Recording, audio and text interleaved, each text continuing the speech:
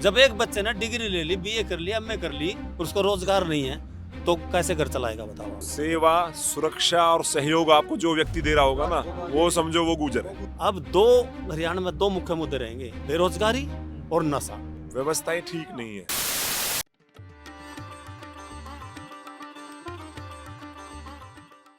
अच्छा, आप लोग में से आप सब गुर्जर समाज के हैं? मैं यहीं से मूल निवासी है जी, हम यहीं के सूरजकुंड, ये हमारी अच्छा। जन्मभूमि है जी। जी। अच्छा, तो मुझे भाई साहब ये बताओ, जैसे हमारे भी घर में पड़ोसी थे वो गुर्जर हैं, तो हमें तो अभी तक मुझे लग रहा था कि जो गुर्जर समाज है, मतलब जो पीछे अपने सरनेम में गुर्जर लिखता है वही गुर्जर समाज। गाड़ियों पे लिख देते हैं, हाँ, है ना। नहीं मतलब कि गुर्जर सिर्फ जो सरनेम लिखता है वो गुर्जर नहीं है, पूरा और भी है, जैसे कि अग्रवाल हो गए, गुप्ता हो गए, नहीं, बनिया में आते हैं, ऐसी गुर्जर में और भी आते हैं लोग। वो बिरादरी होती है, अलग अलग बिरादरी, वो आ जाती है उसमें। अच्छा, वो समाहित हो जाती है उसी तरह से, गोत्र वो लिख होता लेते है, हैं। गोत्र लेकिन काफी गुर्जर सारे। एक ही है। गुजर तो एक ही है जी, अच्छा, ये सब लेकिन उसके गुर्जर है, अंदर जैसे अलग कोई अलग बिरादरी है। कौन से सरनेम है, के नाम है जरा? सरनेम जैसे जी भड़ाना हो गए, हमारे छोकर हो गए, रावल साहब हो गए, ये हमारे विजेंद्र जी लोहिया हो गए, लोहमूड़ जी हो गए, भाटी है, अधाना है, तंवर है, राठी है, 365 से भी अधिक निकल जाएंगे। अच्छा, और हरियाणा की अपनी जितनी पूरी पॉपुलेशन है, इसमें गुर्जर समाज के कितने लोग रहते होंगे, कितने परसेंट लगभग? 12% गुजरों की गुर्जर, आबादी है। 12% जी पूरी। जी, हरियाणा के अंदर। और इधर हरियाणा की हिसार जी। में है। हाँ। यहाँ। गुर्जर जो बिरादरी है ना, हाँ जी। सारे देश में कहते हैं दूसरे नंबर पे है संख्या के आधार अच्छा, संख्या के साथ। पे। हाँ, सबसे पहले ब्राह्मण, अच्छा। उसमें सारे ब्राह्मण आएंगे, चतुर्वेदी, हाँ। द्विवेदी, इकवेदी। अच्छा, लेकिन जो गुर्जर समाज है ना, हाँ। उसमें मुसलमान गुर्जर भी हैं। अच्छा, मुसलमान गुर्जर भी? हाँ, मुस्लिम गुर्जर की संख्या बहुत है, लेकिन संख्या होने के नाते ये पुराने समय से पढ़ाई में पीछे रह गए। बहुत लंबी हिस्ट्री है इनकी, ये एकता नहीं कर पाए और सिर्फ अनपढ़ रह गई कौम ये। और अनपढ़ कौम होने के नाते फिर इनको वंचित रहने से तो ये दूर हो गए, तो पिछड़ गए हैं। भाई साहब, गुर्जर समाज जनरल में आता है अपने ओबीसी में? ओबीसी में है जी। ओबीसी में आवे? ओबीसी में है जी। अच्छा अभी जी। अभी की अभी ओबीसी में है, लेकिन हाँ। पहले जैसे अमित शाह ने भी अभी अपने वक्तव्य में हाँ, बक्करवाल गुर्जर का जिक्र किया था, हाँ जी। जो कश्मीर में है। अच्छा, कश्मीर में उनका स्पेशल मेरे ख्याल में अपने ST वक्तव्य में 10 बार नाम लिया उन्होंने, अच्छा। बक्करवाल गुर्जर का, क्योंकि उन्होंने वहाँ लड़ाई लड़ी है, अच्छा। देश के उत्थान के लिए लड़ाई ली है। वो आतंकवाद के साथ नहीं मिले, वो देश की आधार में, मतलब गुर्जर समाज होने के और नाते। भाई साहब मुझे बताओ, अच्छा मैं यूपी का हूँ, ठीक है, तो अभी आगे मुझे पता चल रहा है कि पृथ्वीराज चौहान गुर्जर समाज के थे, और आपने इतना बता रखा है कि हमारा जो इतिहास है वो भी इतना बढ़िया है, लेकिन मैं तो अभी आज का छात्र हूँ, आज का आप तो मैं वरिष्ठ। बताता हूँ, हाँ, हमको क्यों नहीं पता? गुर्जरों का पुराना इतिहास देखे ना, हाँ, 600 साल गुर्जरों ने राज किया, बड़े बड़े राजा महाराजा रहे हैं, और इतने पिछड़े हैं, फिर किए बिल्कुल दूर हो गए पढ़ाई से, और राज तो दूर की बात, इन्होंने अपनी रोजी रोटी से भी लाले पड़ गए। तो उसके पीछे कारण है पढ़ाई का, पढ़ाई नहीं रही। और आज गुर्जर बरादरी पढ़ाई में बहुत आगे कोशिश कर रही है, अपने बच्चों को आगे बढ़ा रही है। गुजर महोत्सव का जो मुख्य उद्देश्य है वो यही है कि सभी को जोड़ना, उनको मेन स्ट्रीम में यानी कि शिक्षा के उसमें आगे लेकर के आना, ताकि हमारी बिरादरी भी राजनीति में, शिक्षा में और अन्य जितने भी क्षेत्र है उन सब में बढ़ चढ़ करके आगे की तरफ आए। अब हम पीछे की तरफ ना रहे, क्योंकि सामर्थ्य हमारे पास पहले से ही था जी। अच्छा, सरदार पटेल ने देश के लिए बहुत किया, सब जानते हैं, लेकिन इसी समाज से थे, लाभ लेने के मौके पे पीछे चले गए। सरदार पटेल तो वल्लभ भाई पटेल थे ना? वल्लभ भाई पटेल। अच्छा, पटेल भी गुजर पटेल भी से? गुजर अरे होते हैं। ये इस चीज में मैं बड़ा कंफ्यूज हो रहा हूँ, मैं थोड़ा समझ चाहूंगा इस मामले में, क्योंकि आपके गुजर समाज में पटेल आ रहे हैं, पटेल मुसलमान आ जी। रहे हैं, तो कैसे? जी सतीश, वो है ना जो बिहार के मुख्यमंत्री है, हाँ, क्या नाम है उनका? नीतीश नीतीश कुमार जी, वो कुर्मी गुर्जर, है, वो वो गुजर कुर्मी। है जी, अच्छा, वो भी गुजर है जी, बिल्कुल। अच्छा, मैं जैसे पंडित हूँ, ठीक है, तो अगर मेरे को किसी को समझना है कि ये आदमी गुजर है, जैसे हरियाणा के किसी से मिला, उसने अपना नाम बताया, तो मैं कैसे समझूं कि ये गुजर आदमी हो रहा है? सरनेम से अगर समझ पाऊं। सरनेम से तो उसके गोत्र ज्यादातर नहीं मिलते, अपने गोत्र हैं उसके, जैसे बता मैं अच्छा। बढ़ाना है, मैं छोकर हूँ, रावल है, तो ये गुर्जर बरादरी में अपने गोत्र होते हैं, गोत्रों से पहचान होती है उसकी। और अच्छा। लक्षण देख लेना जी, लक्षण से पहचान। कैसे? सेवा, सुरक्षा और सहयोग आपको जो व्यक्ति दे रहा होगा ना, वो समझो वो गुजर है। अच्छा, अगर सेवा नहीं कर रहा, सुरक्षा नहीं दे रहा आपको, मतलब जो कमजोर की सेवा नहीं कर रहा, सुरक्षा नहीं कर रहा, सहयोग नहीं कर रहा, वो कभी किसी के साथ भेदभाव नहीं करता, ना हिंदू देखता, ना मुस्लिम देखता, ना वो वो ऊंचे को देखता ना नीचे को, सबका सहयोग करेगा, वो गुर्जर है। एक थोड़ा सा अलग से कि पिछले साल मैंने देखा था गुर्जर आरक्षण का मुहिम चला था, पिछले साल की बात है, उससे पिछले कई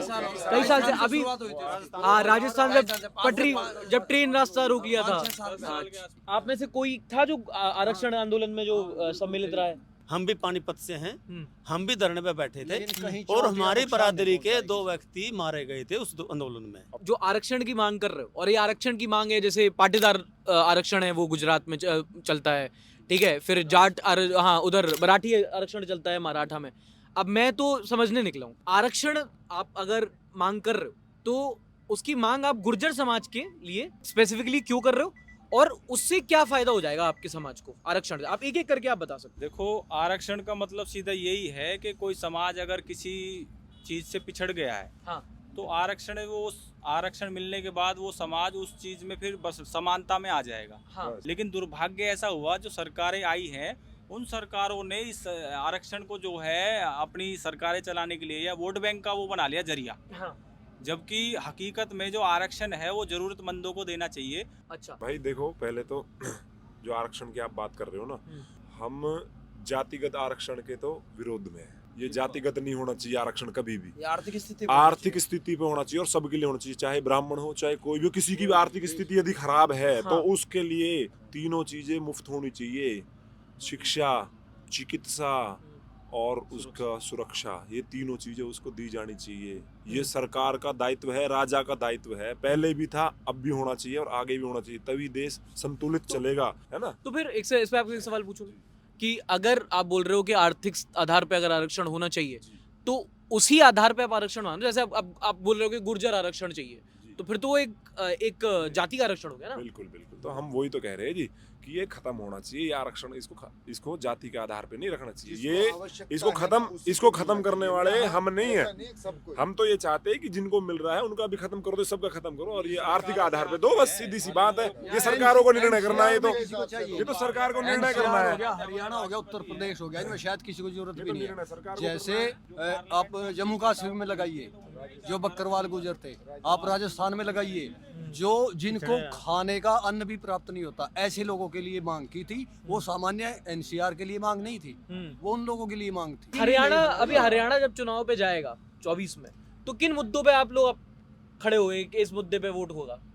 क्या मुद्दा क्या बनेगा यहाँ पे इस राज्य में? मुद्दा तो सीधी सी बात है, पढ़े लिखे व्यक्तियों को रोजगार चाहिए, सभी को चाहिए, जितने भी हैं रोजगार। हाँ। वो रोजगार कैसे मिले? जब एक बच्चे ने डिग्री ले ली, बीए कर लिया, एमए कर ली, उसको रोजगार नहीं है तो कैसे घर चलाएगा बताओ आप? तो उसके लिए रोजगार जरूरी है, चाहे देश में कहीं भी हो। और हरियाणा का मुद्दा भी ये बनेगा कि भी शिक्षा के आधार पर जिन्होंने पढ़ाई करेगी उसको रोजगार चाहिए। भाई साहब, और एक बात दूसरा बताओ। मुद्दा ये रहेगा, हाँ जी। सबसे बड़ी समस्या है नशे की। पंजाब सारा नशे में खत्म हो गया, और बड़े बड़े नशा है, शराब तो कुछ भी नशा नहीं रहा, हाँ, इतने बड़े बड़े नशा है, युवा पथभ्रष्ट हो रहे हैं। हाँ, एक लड़का है किसी का रोज नशे में मर गया तो माता पिता का क्या हाल होगा? तो उसके लिए नशा सबसे बड़ी बुराई है, इसको हरियाणा में भी खत्म करना हरियाणा में बढ़ रहा है ये? बहुत ज्यादा बढ़ रहा है। पंजाब दूसरे नंबर पर, हरियाणा आ गया अब। लाइसेंस एक ठेके को मिलता है और उसके स्थान पर 4 ठेके खुल जाते हैं डुप्लीकेट कॉलोनियों में, गलियों में, और हम उसका विरोध करते हैं, प्रोटेस्ट करते हैं। तो आप दारू के नशे की बात कर रहे हो या सिंथेटिक नशा? कोई भी नशा, सारा नशा सरस, उसमें। अफीम, जिसमें गांजा, कि- सुल्फा। जो पंजाब से लगता हुआ एरिया है ना, इसमें जो पंजाब में नशा है वही इधर भी आ गया है। और दूसरा जो हरियाणा में मुद्दा रहेगा ना, अब की बात मेरे हिसाब से योजनाएं सरकार की रही है, लेकिन धरातल पे लागू बहुत कम हुई है। जो कार्यपालिका है, अधिकारी वर्ग है, अधिकारी वर्ग के इशारों पे ही सरकार नाचती है, लोगों का ऐसा मानना है। अच्छा भाई साहब, योजनाएं एक तो चीज हैं। मैं बताऊं कि ये मुझे समझ आता है, आप वरिष्ठ हैं तो आपसे मैं पूछना चाहूंगा कि देश में सबसे ज्यादा जो बेरोजगारी दर है वो हरियाणा का है, हाँ, सही कह रहे हैं। सबसे ज्यादा। बिल्कुल सही। कोई से बिल्कुल क्यों? सही है। क्यों? क्योंकि ऐसा नहीं है कि भाई उड़ीसा की तरह गरीबी है यहाँ पे, ना, यहाँ बिल्कुल ठीक ठाक समृद्धि है ना। मेरा तो हरियाणा का दोस्त है, बता रहा था कि भाई रोड कनेक्टिविटी तो सबसे ज्यादा है, करनाल को तो उसका वरदान तो मिला है। सरकार में बता देता हूँ, हाँ। जो ये हमारी सरकारों ने चला ना, हाँ। ठेकेदारी प्रथा, हाँ। प्राइवेट प्रथा, हाँ। ये सबसे बड़ा कारण इसका ये है कि भी सरकारी नौकरियां, सारे पद खाली पड़े हैं सारे महकमे, हाँ। लेकिन वहाँ नौकरी पे नहीं लगाए जा रहे। क्यों? कारण सरकार से पूछो ना, भ्रष्टाचार है। भ्रष्टाचार है। भ्रष्टाचार है। मैं सरकारी डिपार्टमेंट में जॉब करता हूँ, वहाँ पर जो रिटायरमेंट हो जाते हैं उनके स्थान पर उनका जो खाली पद होता है उसको भरा नहीं जाता। उसके स्थान पर जो अपने चहीते, अपने चमचागिरी करने वाले लोग होते हैं, अपने रिश्तेदार होते हैं, उनको रख लिया जाता बिना किसी रिकॉर्ड के, और वो फिर उनको मनमर्जी की सैलरी देते हैं और उनसे मनमर्जी का काम लेते हैं, और वो सीआईडी करते हैं, अफसरों की सीआईडी करते हैं, अफसरों की मुखबिरी करते हैं, और इतना तरह का भ्रष्टाचार मचा हुआ हर डिपार्टमेंट में, एक डिपार्टमेंट में नहीं। व्यवस्थाएं ठीक नहीं है, चयन करने की जो प्रक्रिया है वो ठीक नहीं है। क्या गलत? सरकारी जो महकमे हैं, जैसे बताया, खाली पड़े हुए हैं। हाँ। प्राइवेटाइजेशन बढ़ाना चाहती है सरकार, हर विभाग में बढ़ाना चाहती है। ठीक है ना? ठीक है। तो उससे क्या होगा? उससे सारा का सारा असर आएगा ना। पर प्राइवेटाइजेशन अगर मतलब प्राइवेट भी लग रहा है तो नौकरी तो फिर भी गिनती में आएगी ना। मिल नहीं रही, लेकिन हाँ, वो नौकरी मिल भी नहीं रही ना, प्राइवेट भी नहीं मिल रही है। रिक्त पद प्राइवेट बेरोजगारी है है। उतनी नौकरी।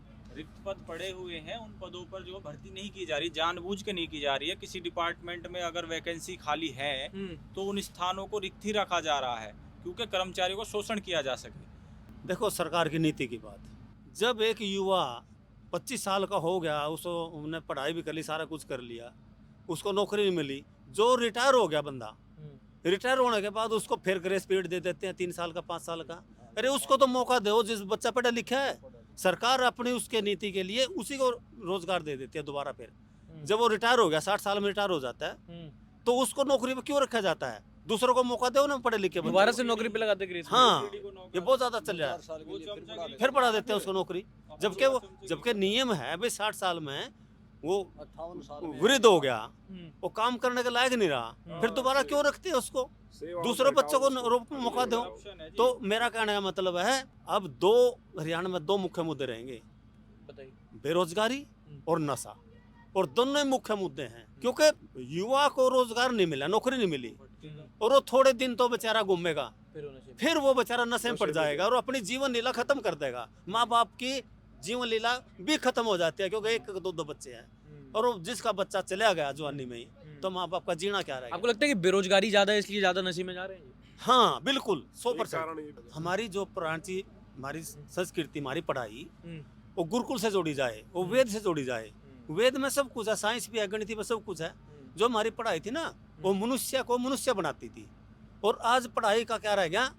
रोजगार। हाँ। पढ़ लिख के बच्चा डॉक्टर बन गया, मास्टर बन गया, कुछ बन गया, नौकर बनना है। तो वो तो सिर्फ अपना पेट पालन शुरू करेगा, उसके अंदर मानवता नहीं रहेगी। तो मानवता भी जरूरी है, और मानवता होगी तो नशे में भी नहीं जाएगा। बेशक बेरोजगार हो, बेशक नौकरी ना मिले, तो संयम से जिएगा।